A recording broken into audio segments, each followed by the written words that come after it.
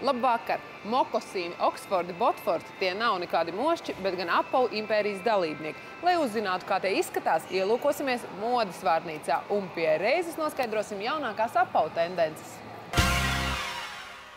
Ik gadu rudens sākumā sarkano paklāju iekaro mode.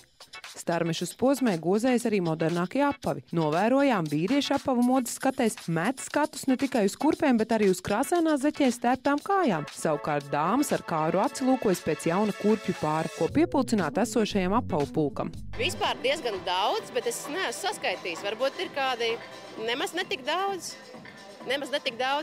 Es ļoti daudz kurpju izmetu ārā.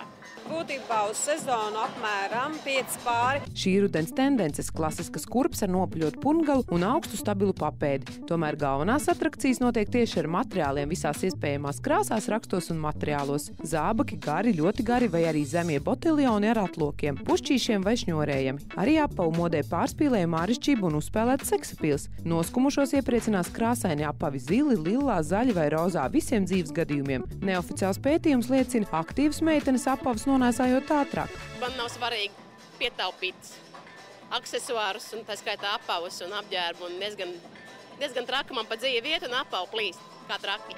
Apavu ražotāja liela Botfortus, kas kalpo ilgi un pamatīgi. Kas tie ir? Vai jūs zināt, kas ir Botforti? Nē, kaut kas no apaviem, jā? Pareizi, dzirdams, bet tieši nezinu. Kaut kas, man liekas, saistīts ar sportu, kaut kāds apģērbs. Nav ne mazākā jausma. Atbild speciālists. Tie ir ļoti gari zābaki, kas atkal ir ļoti modē. Viņi radās Francijā. Botforti tas ir no franču valodas. Un, viņus nēsāja tā kā kavalēristi, jātnieki. Un, liels piekritējs šo zābaku bija Pēters I. Aiz riteņu rāmjiem paslēptajā baznīcas ielas veikaliņā Baba ieraudzījām jāstru zābaku rindu. Noskaidrojam, ka zābakus no auduma un ādas darina Elīna Dobele tepat Latvijā. Ko šajos zābakos tērptu sastopam veikals saimniece. Viņa zābakos redzam gan pilsētas ielās, gan zaļumos. Es pati personīgi viņus mazgāju ar parasto pulveru ūdenīti un staigāju, un īpaši arī necenšos skatīties, vai tur ir zālīte, vai tiešām ir superīgi.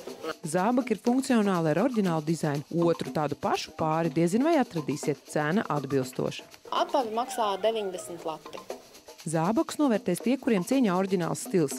Šādiem ļautiņiem noderēs arī modes dizaineris Elīzes Drāznieces uz Rīgu atvestās kleitas. Fotografa meita atgriezusies no studijām Parīzē. Tagad Rīgas dāmas gatavi ietērpt kleitās ar Francijas garšu. Iepazīt tās varēja neierasti uz ielas. Kleitas nāk no Parīzes, bet principā no tālām zemēm, no Indonēzijas, Balī, Marokas, Tunisijas. Elīze ir pārliecināta, ka košās un sapņainās krekla veida kleitas ar orientālām apdrukām var kalpot kā eleganti rīta svārki ierasto frotē halātu vietā. Varbūt nereāli var ceļot, bet ar šādām kleitām aizceļo savu sapņu zemi.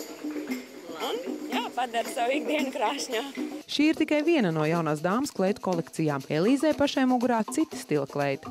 Arī no Francijas, arī no manas vintage drēbju kolekcijas, un šī tieši ir 60. gadu sākums kleita, oriģināli. Tā kā tieši kleitas ir sezonas aktuālākais apģērbu gabals, tad sievišķīgais stils var triumfēt. Atliek tikai ļauties. Sava nama durvis mums laipni atvēra virtuozākais marimbas spēlētājs Latvijā Rihards Zaļupe. Viņš ir rubrikā dzīves stils. Kustība un dinamika viņam piestāv. Ikdienā viņš pārvietojas kedās un ar somu plecā. Viņš spilgtākais marimbas un sitam instrumentu virtuos Latvijā. Riharda stila vizītkārti astītē saņemtie mati. Viņš tiešām piedomā, kā izskatīties. Ja tu gribi būt labs ne tikai mūziķis, bet arī, kā teikt, labi rūpēties par PR, tad tev ir labi jāģērbjās. Rihards atzīstas. Tas stils ir tā jāsakombinē, kad es arī pasniedzu mūzikas akadēmijā.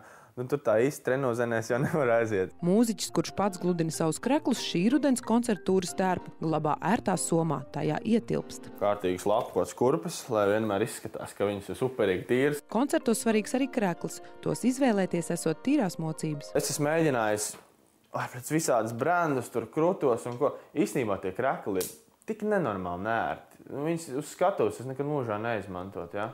Kad skatuves krekls nomainīs pret ērtāku, Rihards liek puzles, skatās zvaigžņu karus un komponē skaņdarbus ar draudzenes atbalstu. Šķiet, košā dāma viņu iedvesmo. Kad mēs sapazināmies ar Sandru, tad man pēkšņi uznāca kaut kāds, man sanāca brīva laiks un es uzrakstīju vienu tādu darbu. Veselu svītu ar cik 7 daļām. Sondrai gan esot konkurente. Viņam ir sieva. Tā visiem jau ir zināma sieva. Tā ir Marimba. Es viņu iesaucu par sievu. Riharda muzikālo pavadoni Marimbu vaigā skatīt un dzirdēt varēs koncertā šīs nedēļas beigās. Tieši tur pamanīsiet, ka mūziķis ap roku sien sārtu diedziņu. Tā nav visticība, bet praktiska palīdzība pret sāpēm locītavās. Brīnums zāles var ieteikt cilvēkiem, ja sāp locītavas sarkanai krāsai un diegam kaut kas ir tāds, kas vienkārši... Tu vari lietot visus smērus, smērēt katru dienu tur ko. Nekas. Krāsa un mūzika ir dubultspēks, tādēļ attapīgākie to veiksmīgi izmanto savā labā. Muzikāliem akordiem bagāti jums nedēļa. Tiekamies nākamā otrdien. Atā!